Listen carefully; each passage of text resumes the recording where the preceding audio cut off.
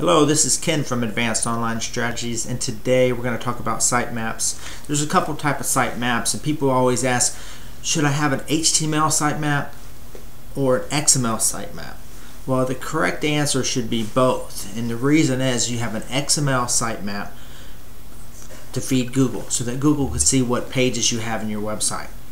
The reason that's important is if you, like in our previous video, we talked about using images for navigation, which is not really good. But if you do use images for navigation and you have an XML sitemap, at least the search engines can still find those interior pages. So you definitely need an XML sitemap so that you can submit it to Google and Google can index your entire site, not just portions of it.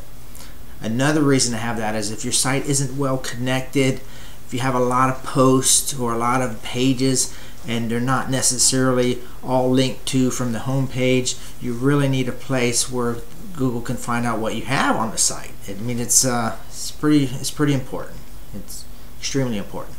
Another type of sitemap that you'd want is the HTML sitemap, which is basically a page with some links on it that preferably keyworded links to that describe what that page is, so a user can click on a sitemap and see quickly what you have.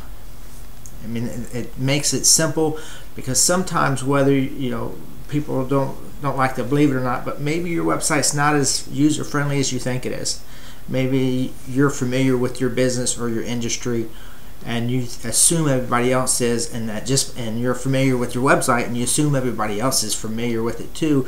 And while it's easy for you to navigate through, it might be difficult for a user, depending on their everything, where they're at, what skill levels they have. But with a sitemap that they can go to and say, this is about that, and click straight to it, it makes it easy for them. So our recommendation is to have both an HTML sitemap and an XML sitemap. If you want to know how to do that, contact your local SEO guy. Thank you.